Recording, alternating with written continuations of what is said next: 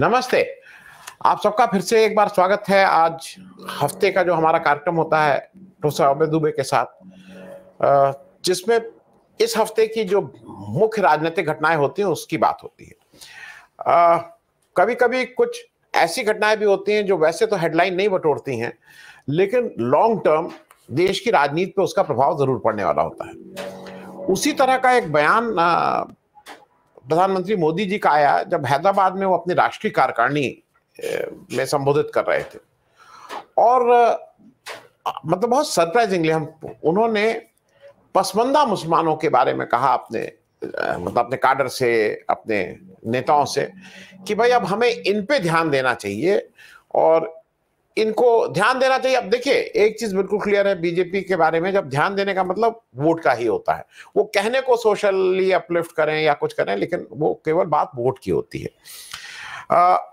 ये पसमानदा मुस्लिम कौन है, मैं दर्शकों के साथ शेयर कर लूं, पता होगा बहुत लोगों को। मुसलमानों का मुख्य रूप से जो उनका सामाजिक वो है, हम लोग की तरह जैसे होता है ना यहाँ क्षत्रिय, ब्राह्मण, वैश्य, शूद्र, इस तरह का नहीं है। वहां पे मूल रूप से अशरफ, अजलाफ और अरजाल में इन लोगों को बांटते हैं। अशरफ जो अपने को सैयद, शेख, पठान, ये लोग अपर कास्ट मुस्लिम अपने को बोलते हैं, और ये ब्याह भी नहीं करते हैं। मतलब ये नहीं होता है कि पसमानदा मुसलमानों के यहाँ जाके ये लोग ब्याह करने लगे। इन लोग के यहाँ शादी आदि नहीं होती है और ये अपने को अपर कास्ट ही समझते हैं। तो वो जो हिंदू धर्म का जो बेसिक कास्ट की जो बुराई है वो वहां पे क्लास के रूप में है। अब मोदी जी ने कहा है कि पसमानदा मुसलमानों को अपने साथ करने के लिए हम लोग स्नेह यात्रा निकालेंगे। और उसी के साथ साथ पिछले हफ्ते की ये भी खबर है कि जो उनका आखिरी मुस्लिम, जिसको कहते हैं विकेट था, मुख्तार अब्बास नकवी के रूप में उनकी कैबिनेट में, और लोकसभा का जो उनका टोटल संसदीय दल है उसमें तो कोई मुसलमान नहीं है, ना उन्होंने कोई टिकट भी दिया, मुसलमान भी नहीं है।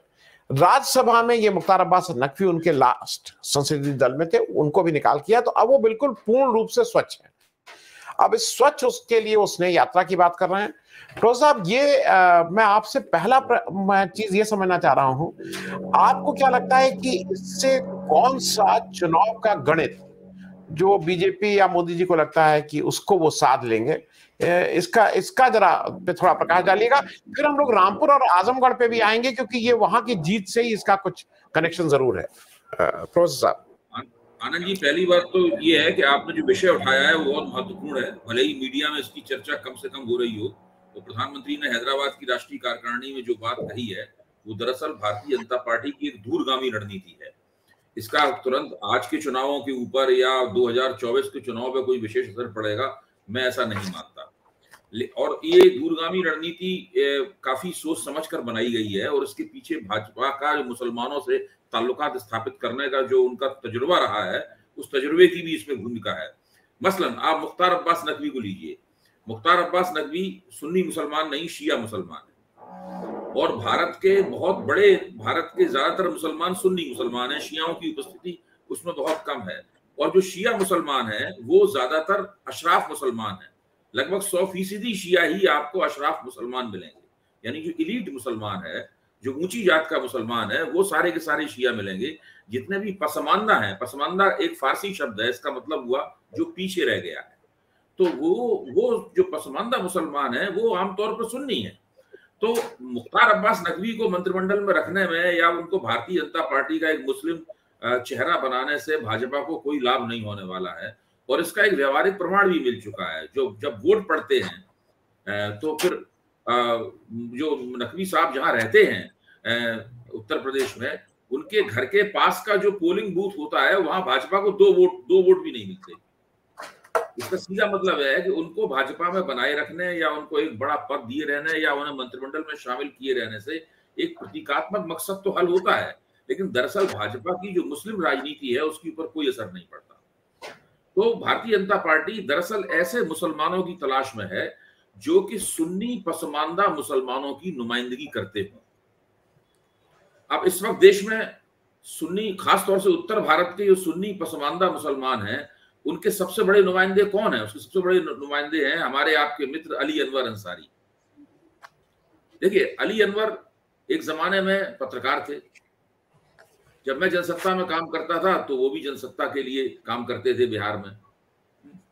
और मेरी तब से उनकी मुलाकात है जी। अनवर अंसारी ने पसमानदा मुस्लिम महाज माने मोर्चा, पसमानदा मुस्लिम महाज की स्थापना की और उन्होंने एक पुस्तक लिखी, इसका शीर्षक है मसावात की जंग।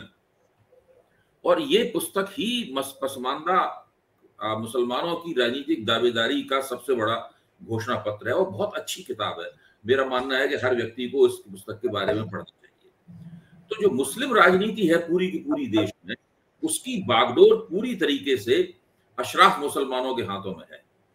और कांग्रेस, आपको परंपरागत रूप से जो कांग्रेसी मुसलमान मिलेगा, मैं कहता हूं उसमें 99% अशराफ मुसलमान होता है।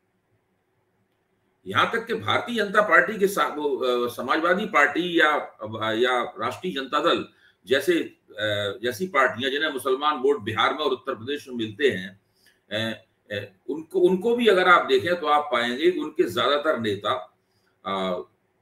अशराफ बिरादरी से आते हैं, या उनके ज्यादातर नेता वो हैं जो कि जुलाहे या पसमानदा मुसलमान बिरादरी से आते हैं, लेकिन वो काफी अमीर हो गए हैं और तकरीबन उनका व्यवहार जो है वो अशराफों जैसा हो गया है। यानी मुसलमानों के अंदर एक प्रभुत्वशाली जाति का निर्माण उन्होंने कर लिया है। जैसे कि हिंदुओं के अंदर रेड्डी, कम्मा, यादव, ये सब प्रभुत्वशाली जातियां हैं, जाट प्रभुत्वशाली जातियां हैं। भले ही ये कर्मकांडी दृष्टि से देखा जाए तो ये ऊंची जातियां नहीं है, लेकिन इनको ये ऊंची जातियों से भी ज्यादा शक्तिशाली हैं और उनका दबदबा, इनकी इज्जत, इनके पास रुपया पैसा जो है वो बहुत ज्यादा है। तो मुस्लिम राजनीति को कैसे संबोधित किया जाए, मुस्लिम राजनीति में कैसे प्रवेश किया जाए, निश्चित रूप से भारतीय जनता पार्टी अशराफ मुसलमानों के जरिए मुस्लिम राजनीति में हस्तक्षेप नहीं कर सकती। उसने छोटी मोटी ये टूटी फूटी कोशिश की थी, वो सिकंदर बख्त और मुख्तार अब्बास नकवी इस तरह के लोगों के जरिए की थी। वो कोशिश उनकी नाकाम हो चुकी है। वैसे भी वो कोशिश मुख्य तौर पर प्रतीकात्मक किस्म की थी। उस कोशिश के अंदर कोई जैसे कहते कोई तत्व नहीं था जिसको बारे में कहा जा सके कि वो भारतीय जनता पार्टी मुसलमानों को संबोधित करना चाहती है। अब नरेंद्र मोदी ने जो कहा है उसके दो मतलब है। पहला मतलब तो ये है कि सारी दुनिया में भाजपा की और भाजपा की सरकार की छवि एक मुस्लिम विरोधी सरकार के तौर पर जा रही है। इससे जो इंटरनेशनल नैरेटिव बनता है वो भाजपा के लिए और इस सरकार के लिए और कुल मिलाकर इस देश के लिए बहुत नुकसानदेह है, क्योंकि जो रेटिंग एजेंसियां हैं वो रेटिंग एजेंसियां इस मुस्लिम विरोधी छवि के कारण भारत सरकार की जो सॉवरेन रेटिंग है उसको गिराती जा रही है। और अगर वो सॉवरेन रेटिंग अब वो नेगेटिव होती हुई जंक में पहुंच गई तो उसमें भारतीय अर्थव्यवस्था को एक ऐसा धक्का लगेगा जिससे उबरना इनके लिए नामुमकिन हो जाएगा। वैसे भी हम जानते हैं कि अर्थव्यवस्था को सुधारने की कोई भी युक्ति इस सरकार के पास नहीं है। दरअसल सरकार के पास कुछ है ही नहीं, उसके हाथ में कुछ है ही नहीं, और ये सरकार की कमी तो है ही, लेकिन ये दरअसल जो पूरा भूमंडलीकरण का इतिहास है और बाजारवादी अर्थव्यवस्था का इतिहास है उसका संचित परिणाम है कि भारत में सरकार के पास अर्थव्यवस्था में ऐसा हस्तक्षेप करके उसका रास्ता बदलने की या उसमें कुछ ऐसा कुछ करने की जिससे कि वो अपने मनचाही परिणाम निकाल पाए, इस प्रकार की क्षमता नहीं रह गई है। तो ऐसे में सरकार कम से कम इतना तो कर ही सकती है कि जो अंतर्राष्ट्रीय स्तर पर मुसलमान विरोधी छवि बनने के कारण सरकार का जो नुकसान हो रहा है उस नुकसान को किसी तरीके से रोक पाए। अब नूपुर शर्मा और नवीन जिंदल को इतनी तत्परता से सांगठनिक रूप से दंडित क्यों किया गया, इसके पीछे यही सबसे बड़ा कारण है। और भाजपा के अंदर नूपुर शर्मा और नवीन जिंदल के प्रति गहरी हमदर्दी है। उनकी पीठ पीछे पीठ भी थपथपाई जाती है। वो कभी ना कभी भाजपा के, अगर आप उन दोनों को ट्रैक करें तो आप पाएंगे कि वो हमेशा ही कुछ अच्छे मुकामों पर मंत्रियों के यहाँ या संगठन में कुछ बेहतर लोगों के साथ में मेल मुलाकातें कर रहे हैं। उनको एक मौन किस्म का आश्वासन भी दिया गया है कि आप चुपचाप घर पर बैठिए, वक्त आने पर आपके हितों का पूरा ध्यान रखा जाएगा। तो ये स्थिति है। ऐसी स्थिति में भाजपा ने, प्रधानमंत्री का वक्तव्य ये बताता है कि भाजपा ने सोचा है कि हम पसमानदा मुसलमानों के जरिए मुस्लिम समाज के अंदर प्रवेश कर सकते हैं। पसमानदा मुसलमान अपने ही नेताओं से मोटे तौर पर नाराज रहते हैं और वो मुस्लिम समाज की एक मोनोलिथिक, एकाश्म छवि जो परोसी जाती है, सारे मुसलमान एक से हैं, सारे मुसलमान एक से हैं, सब धान को 22 पसेरी तोला जा सकता है, सारी उंगलियां एक सी हैं, इसका विरोध वो लोग करना चाहते हैं। और अगर भारतीय जनता पार्टी के अंदर से कोई कार्यक्रमगत पहलकदमी हो सकी। केवल स्नेह यात्रा निकालने से काम नहीं चलेगा, स्नेह यात्रा भी प्रतीकात्मक है, लेकिन कोई कार्यक्रमगत पहलकदमी हो सकी। अगर मुसलमानों को लगा कि भाई उनको रिजर्वेशंस, उनको आरक्षण में कुछ हिस्सा मिल रहा है, पिछड़ी जातियों के मुसलमानों को लग रहा है, और अगर जो अर्जाल मुसलमान हैं, यानी जो अनुसूचित जाति के मुसलमान हैं, अनुसूचित जाति के मुसलमानों को अगर अनुसूचित जाति का दर्जा नहीं मिला हुआ है, तो हिंदू समाज के जो अनुसूचित जातियां हैं उनको तो आरक्षण मिला हुआ है और उनको तो अलग से चुनाव लड़ने का भी अधिकार है उनको। तो ऐसी स्थिति में, और मुसलमानों में तो माना ही नहीं जाता है कि उनके यहाँ कोई अनुसूचित जाति का है भी, क्योंकि उसमें कहा जाता है कि एक ही सफ में खड़े हो गए महमूद अयाज, ना कोई बंदा रहा ना कोई बंदा नवाज। वास्तविक स्थिति ऐसी है नहीं। जो अछूत मुसलमान है, यानी अनुसूचित जाति का मुसलमान है, छुआछूत तो देश में खत्म हो गई है, इनको पूर्व अछूत कहना ज्यादा मुनासिब होगा। जो पूर्व अछूत मुसलमान है उनको, उनके अस्तित्व को ही स्वीकार नहीं किया जाता मुस्लिम समाज के अंदर। तो अगर सरकार ये पहलकदमी कर सकती है, जिस तरह उसने 3 तलाक खत्म किया, उस तरह अगर वो अर्जाल मुसलमानों को, जो पसमानदा मुसलमान श्रेणी के ही बहुत महत्वपूर्ण अंग हैं, अगर अर्जालों को अनुसूचित जाति का दर्जा देकर उन्हें आरक्षण प्रदान कर सकती है, तो मुस्लिम राजनीति के अंदर ये कदम गेम चेंजर साबित हो सकता है। जी, मैं एक जानकारी कर दूं, नूपुर शर्मा के सामने छुप के नहीं, आज के पेपर की खबर है, मतलब ये मैं पेपर की खबर कर रहा हूं, ये पेपर की खबर है। नूपुर का समर्थन करने पर मिले धमकियां तो करें फोन। हिंदू संगठन आ गए हैं, उन्होंने फोन नंबर दिए हैं, विश्व हिंदू परिषद, बजरंग दल, और ये भी कहा है कि अगर आपको कुछ इस तरह की परेशानी हो रही है तो हमारे लोग आपसे मिलकर संबंधित व्यक्ति की मदद कराएंगे। पीड़ित व्यक्ति को कानूनी मदद अथवा सलाह की जरूरत होगी तो वह भी निःशुल्क दी जाएगी। इसके मतलब अब एक संगठन, हिंदू संगठन जो बिल्कुल सामने सामने है, वो साफ तौर पे नूपुर शर्मा के साथ खड़ा है कि आप कुछ निकालते रहिए।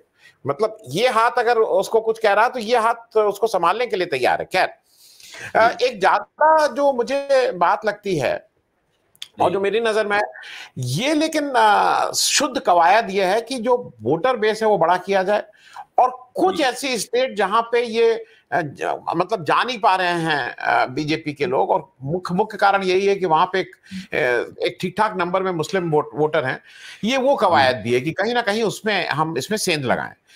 और इसका जो ये ऐसा थॉट इसलिए आया, जैसा कुछ लोगों का कहना है कि रामपुर और आजमगढ़ जो 2 ठीक से जहां पे मुस्लिम वोटर डिसाइसिव फैक्टर होता था, वहां पे बीजेपी जीती। मैं एक और प्रश्न इससे रिलेटेड पूछ रहा हूं, आजमगढ़ और रामपुर की जो बीजेपी की जीत है, मैं अपना ओपिनियन पहले बता दूं, मुझे लगता है कि वो अखिलेश यादव की नाकामी ज्यादा थी, उनका चुपचाप रह जाना ज्यादा था बनिस्बत बीजेपी का। हालांकि बीजेपी वहां तक पहुंच के जीती है, और वो जो बीएसपी से जो थोड़ी मदद मिल गई आजमगढ़ में एक कैंडिडेट खड़ा करके। आप इसको क्या देखते हैं कि ये आजमगढ़ और रामपुर की जीत के बाद भी ये मन में आ रहा है उनके कि कहीं ना कहीं मुसलमानों में भी इनरोड कर सकते हैं? देखिए, आज ये मुझे नहीं लगता कि ये प्रधानमंत्री ने आजमगढ़ और रामपुर की जीत की रोशनी में ये नीतिगत घोषणा की है। मैं समझता हूं कि ये इसका फायदा प्रधानमंत्री को 2024 के चुनाव में भी ना के बराबरी मिलेगा। भारतीय जनता पार्टी को अगर आप आंकड़ों को देखें तो सारे देश में 7 से 8% मुसलमान वोट मिलते हैं। वो मुसलमान वोट शियाओं के हो सकते हैं, वो बरेलवियों के हो सकते हैं, और कुछ छिटपुट इधर उधर मुसलमान वोट हो सकता है। लेकिन मुख्य तौर पर मुसलमानों का वोट भारतीय जनता पार्टी को मिलता हो, ये बात मजबूती के साथ नहीं कही जा सकती, नहीं आंकड़े इसका समर्थन करते हैं। लेकिन भारतीय जनता पार्टी ये जरूर मानती है कि अगर मुसलमानों के एक खास हिस्से के पास एक खास तरह का प्रोग्राम लेके जाया जाए, और उस प्रोग्राम में उनको ये लगे कि हमारा हित हो सकता है, तो मुसलमान बड़े पैमाने पर भारतीय जनता पार्टी के साथ आ सकते हैं। देखिए, कश्मीर में जब विशेष दर्जा हटाने वाली धारा का प्रभाव खत्म किया गया था, उससे पहले भाजपा कश्मीर में क्या कर रही थी, कश्मीर घाटी में क्या कर रही थी? उससे पहले भाजपा कश्मीर घाटी में मुसलमानों के एक हिस्से को राजनीतिक रूप से अपनी ओर खींचने की कोशिश कर रही थी। जाहिर है उसका पहला इरादा होता है कि शियाओं और सुन्नियों में जो भेद है उस भेद का लाभ उठाया जाए, तो वो शियाओं को अपनी ओर खींचती है। लेकिन वो ये भी जानती है कि केवल शियाओं के दम पर भारत में आप मुसलमान राजनीति नहीं कर सकते, तो शिया भारत मुसलमानों के अंदर भी बहुत अल्पसंख्यक है, तो ऐसे में सुन्नियों के एक हिस्से का समर्थन उसके लिए बहुत जरूरी होता है, और वो कश्मीर घाटी में ऐसा करने की कोशिश कर रही थी। ये बात सही है कि बाद में धारा 370 को और निष्प्रभावी करने के चक्कर में भाजपा की वो राजनीति भी अपने आप में सिफर हो गई। लेकिन मैं उसका उदाहरण इसलिए दे रहा हूं कि भाजपा उसी नमूने के आधार पर देश के दूसरे जगहों पर भी इस तरह की राजनीति कर सकती है। और प्रधानमंत्री का ये कहना उस राजनीति का रास्ता खोल देने का संदेश है। वो रास्ता भाजपा के सामने खुल गया है। एक स्नेह यात्रा नाम का एक कार्यक्रम भी दे दिया गया है, जो शुरू में प्रतीकात्मक होगा, लेकिन उसके प्रति एक जो मुसलमानों में अनुक्रिया होगी, मुसलमानों का जो रेस्पॉन्स होगा, उस रेस्पॉन्स को देखकर जाहिर है कि वो रिस्पॉन्स भी आयोजित किया जाएगा। मुस्लिम समाज में कुछ गोलबंदी की जाएगी भाजपा की तरफ से, ताकि जब स्नेह यात्रा निकले तो लगे कि मुसलमान लोग उसको सकारात्मक रूप से देख रहे हैं और स्नेह यात्रा में शामिल हो रहे हैं और उसमें दिलचस्पी दिखा रहे हैं। तो ये सब करने के बाद में फिर भाजपा की तरफ से मैं मानता हूं, चाहे 6 महीने लगे इस काम में या 1 साल लगे इस काम में, एक मुसलमानों के लिए एक कार्यक्रम सामने आएगा, मेरा ऐसा अंदाज है। नहीं तो साहब, मैं कार्यक्रम को रख के भाजपा की मुस्लिम समाज में एंट्री होगी। जी, मैं आप ही की बात को थोड़ा और उसमें ऐड कर दे रहा हूं। मुझे जो लगता है कि अभी इन 2 चुनाव से जितना मैं जिस समाज में घूम रहा हूं, मुसलमानों का थोड़ा मोह भंग हो रहा है अखिलेश यादव से। उनको कहीं ऐसा लग रहा है कि हमारे लिए जैसे जिस तरह से मुलायम सिंह यादव लामबंद रहते थे और खड़े रहते थे, जिस तरह से मेरे कितने दर्शकों को पता है कि नहीं है मुझे नहीं मालूम, लेकिन मैं उनके लिए बता दूं कि शरद पवार इस पहले चीफ मिनिस्टर 1984 में थे, जब उन्होंने पसमानदा मुसलमानों का जो ओबीसी आरक्षण था महाराष्ट्र का, उसको एट पार विथ हिंदू किया था। ये पहली बार वो थे।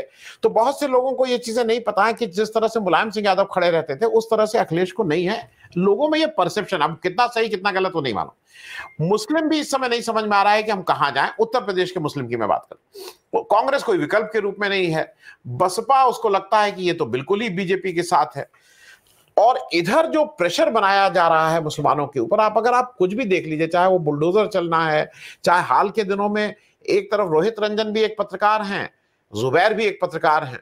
रोहित रंजन को उसी सुप्रीम कोर्ट से बिल्कुल ब्लैंक वो मिल जाता है कि अब इनके ऊपर इस केस इस वाले उसमें कोई गिरफ्तारी नहीं होगी। जुबैर को सुप्रीम कोर्ट 5 दिन की कंडीशनल बेल देता है और अभी भी वो छूट नहीं पाए हैं इस समय तक, क्योंकि लखीमपुर का एक केस का मामला आ गया।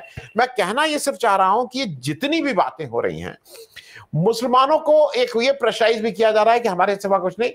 और कुछ मुसलमान शायद इस उसमें आए कि जब भाई रहना तो देशी में है, इतनी परेशानी है, सुबह से शाम तक की परेशानी हमारे, हम जिस समाज में रहते हैं, मेरे दफ्तर में मुस्लिम काम करते हैं, मेरे घर में मुस्लिम काम करते हैं, उनकी परेशानी है। तो ये भी एक है कि इतना प्रेशर इधर से करो, इधर से स्नेह यात्रा निकालो, और कुछ मुसलमान अपने आप ही आपके पास थक हार के आ जाएंगे, इस तरह की बात। देखिए आनंद जी, मैं समझता हूं कि जब हम भाजपा के रणनीतिक चिंतन की समीक्षा करें, तो हमें थोड़ा सा जो स्थानीय स्तर पर कुछ घटनाएं हो रही हैं या जो ताजी घटनाएं हैं, उनसे थोड़ा सा अपने आप को दूर करके करना चाहिए। अगर हम उन घटनाओं की रोशनी में देखेंगे तो जो भाजपा की जो रणनीतियों का जो एक दूरगामी पहलू होता है, वो थोड़ा सा पकड़ में आने से बच जाता है। अब मैं आपको दूसरी तरफ से इस बात को कहूंगा, जैसे कि आप दलितों को देखिए। एक जमाने में माना जाता था कि कोई भी दलित वोट भाजपा की तरफ आकर्षित नहीं हो सकता।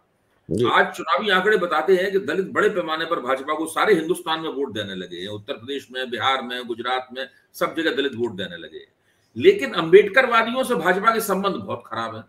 अंबेडकरवादी, जिनके बारे में हम ये मानते हैं कि ये दलितों की दरअसल विचारधारात्मक और राजनीतिक नुमाइंदगी करते हैं, बड़े पैमाने पर भाजपा सरकारों ने और सरकार ने अंबेडकरवादियों के खिलाफ दमन का एक कार्यक्रम चला रखा है। चाहे भीमा कोरेगांव की घटना हो या कोई भी घटना हो, उसके जरिए वो उनके ऊपर मुकदमे लगाते हैं, उन्हें जेलों में डालते हैं, उन्हें अर्बन नक्सल की श्रेणी में डाल देते हैं।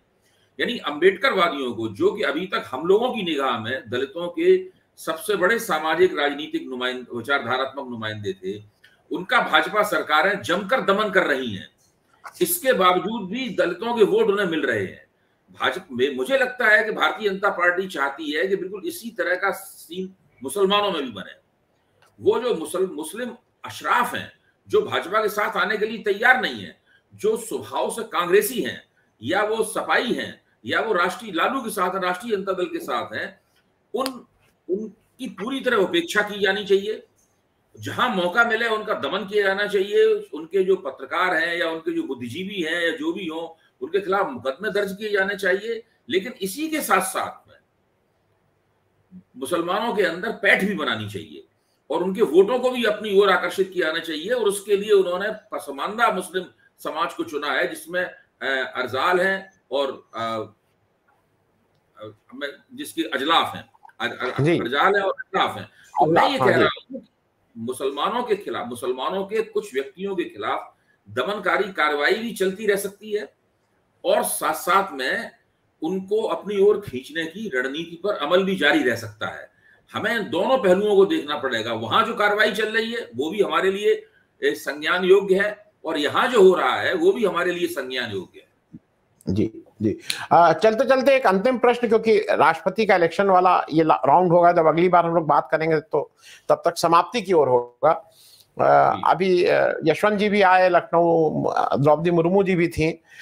आपको क्या लगता है कि द्रौपदी मुर्मू को जैसा कहा जा रहा है कि भाई इनके आने से ट्राइबल का बहुत भला होगा, तो दो चीजें, कोविंद जी से आपको लगता है कि क्या शेड्यूल कास्ट का भला हुआ है इस देश में, और द्रौपदी मुर्मू जी के आने से केवल सांकेतिक बात रहेगी कि कहीं कुछ ट्राइबल का भला होने की आपको गुंजाइश दिखती है? इस तरह के उम्मीदवारों को चुनने के दो लाभ होते हैं। पहली बात तो ये कि सभी लाभ सांकेतिक हैं, ये लाभ ठोस नहीं होते हैं।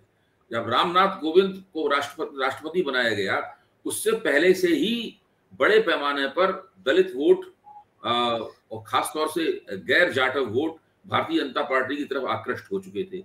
कोविंद जी के आने से ऐसा नहीं है कि कोई नया उनके वोटों में कोई खास तौर से इजाफा हुआ है, लेकिन कोविंद के आने से क्या होता है कि जो विपक्षी नेता जो होता है राष्ट्रपति पद के लिए, जो उम्मीदवार कोविंद या मुर्मू जैसे उम्मीदवारों के आने से ये होता है कि विपक्षियों की जो गोलबंदी है वो तहस नहस हो जाती है और विपक्षी एकता में दरार पड़ जाती है। अब देखिए, जैसे ही मुर्मू को उन्होंने राष्ट्रपति पद का उम्मीदवार बनाया, विपक्षी एकता तार तार हो गई। जिन लोगों ने यशवंत जी को उम्मीदवार बनाने के प्रस्ताव पर दस्तखत किए थे, जो स्पॉन्सर थे उसके, वो तक उनके समर्थन से हट गए जी। और इस पर विपक्षी एकता नाम की कोई चीज है ही नहीं। जबकि अगर विपक्ष एक हो जाता तो वो भारतीय जनता पार्टी को चुनाव में हरा सकता था, क्योंकि भाजपा के वोट कम थे, उसके पास वोट ज्यादा थे। तो एक तो ये सबसे बड़ा मकसद है जिसमें पूरी तरह भारतीय जनता पार्टी कामयाब लगती है। और उसका अपना जो रेटरिक है, यानी उसकी जो अपनी लफ्फाजियां हैं, अपनी दावेदारियां हैं, उन दावेदारियों को वो और जोर से कह सकती है कि भाई देखिए, हम तो बहुत ही कमजोर तबके के, वंचित समाज के लोगों को देश के सबसे बड़े पद पर बैठाना चाहते हैं। हमारा प्रधानमंत्री ओबीसी है और हमारा राष्ट्रपति दलित होता है या आदिवासी होता है। और आप जिन लोगों को चुनते हैं वो कौन है? आप जिन लोगों को चुनते हैं इन पदों के लिए वो कौन है? वो ऊंची जातियों के हैं या दबदबे वाली जातियों के हैं? वो सब अंग्रेजी पढ़े लिखे और इस तरह के लोग हैं। आप राजमोहन गांधी को कभी चुनते हैं, कभी आप कभी यशवंत सिन्हा को चुनते हैं। इस तरह के लोगों के ऊपर आपका जोर होता है। हमारा जोर इस तरह के लोगों के ऊपर है। तो इस तरह भाजपा अपनी राजनीतिक प्राथमिकताओं का एक प्रदर्शन करती है, जिससे उसको कुल मिलाकर डिस्कोर्स मेकिंग की प्रक्रिया में बहुत फायदा होता है। और जो हिंदुत्व की विचारधारा को माना जाता था कि ब्राह्मण बनिया विचारधारा, ब्राह्मण बनिया राजपूत विचारधारा है, उस तरह से धीरे धीरे कर उस पूरे दायरे से निकलती जा रही है और उसको अपने आप में एक एग्लिटेरियन, एक समता मूलक दावेदारियों के साथ में राजनीतिक मंच पे अपने आप को पेश कर रही है। जी, बहुत बहुत धन्यवाद अभय जी। और हम यूपी के रेफरेंस में फिर एक बार बता दें, अब ओम प्रकाश राजभर जी भी चले गए मुर्मू जी के साथ, अखिलेश यादव को छोड़ के, और शिवपाल यादव भी चले गए। और बीजेपी को ये सूट इसलिए कर रहा है कि शिवपाल यादव के पास एक उनका अकेला वोट है, लेकिन फिर भी दुनिया में तो दिख रहा है कि अखिलेश यादव के साथ उनके चाचा जी नहीं रहे, मतलब उनके साथ नहीं है।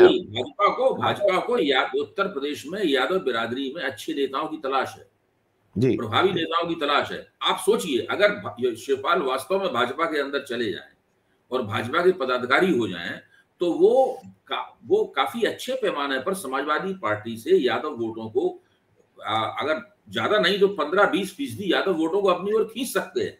और अगर उन्होंने ऐसा कर दिया तो उसमें समाजवादी पार्टी का तो बिल्कुल कबाड़ा बेड़ा गर्क हो जाएगा उत्तर प्रदेश में। तो सबसे ज्यादा मिलने वाला वोट हो जाएगा। आप देखिए जो लोकसभा का चुनाव होने वाला है उसमें यादव वोट किधर जाता है। जितने विधानसभा चुनाव में यादव वोट मिले उतने लोकसभा चुनाव में नहीं मिलने वाले। जी, हालांकि लोगों को थोड़ा डर लगता है उत्तर प्रदेश में, क्योंकि दो नेताओं का नाम सिर्फ लूंगा जल्दी से। आरपीएन सिंह और संजय सिंह का जो हाल हुआ वो भी अब से जब थे जहां थे भाई इज्जत थी सब कुछ था, उनको बीजेपी ले आई। और आरपीएन सिंह और संजय सिंह ये जिन समुदायों की नुमाइंदगी करते हैं उन समुदायों के वोटों के लिए भाजपा इनके ऊपर निर्भर नहीं है। यादव समुदाय एक ऐसा समुदाय है जो कि बहुत प्रबल है, न केवल उत्तर प्रदेश में बल्कि बिहार में भी और दूसरी जगहों पर भी। और वो एक राजनीतिक समुदाय है, एक पॉलिटिकल कम्युनिटी है जो लंबे बड़े पैमाने तक सत्ता का सुख भोग चुका है। लंबे अरसे से उसका समाजवादियों के नेतृत्व में उसका राजनीतिकरण हुआ है।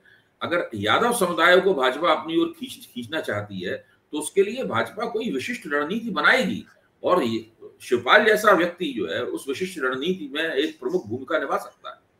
जी, बहुत बहुत धन्यवाद प्रोफेसर साहब। अगले हफ्ते कुछ नई चर्चाओं के साथ, क्योंकि घटनाक्रम इस समय राजनीतिक घटनाक्रम बहुत स्पीड पकड़ा हुआ है देश में, चीजें बहुत जल्दी जल्दी चल रही हैं। और चलते चलते हम सब लोग एक चीज की श्रद्धांजलि देते हैं जो अपने जापान की हमारे भूतपूर्व प्रधानमंत्री की जिस तरह से उनकी जिस तरह से हत्या हुई वो हम सब लोगों के लिए दुख की बात है, क्योंकि इंडो पैसिफिक की जो एक कल्पना थी उसमें उन्होंने एक बहुत बड़ा योगदान दिया था। उसमें एक बड़े लीडर को मोदी ने भी देश भर के अखबारों में लेख लिखे उनको श्रद्धांजलि देते हुए। मोदी जी कब से लेख लिखते हैं, माय फ्रेंड आबे शान करके उनका लेख जो है हिंदी और अंग्रेजी में आज देश के सभी अखबारों में मोदी जी ने अंग्रेजी में भी लेख लिख दिया। अच्छी बात है, ये देख के अच्छा लगा मुझे। चलिए, बहुत बहुत धन्यवाद, थैंक यू।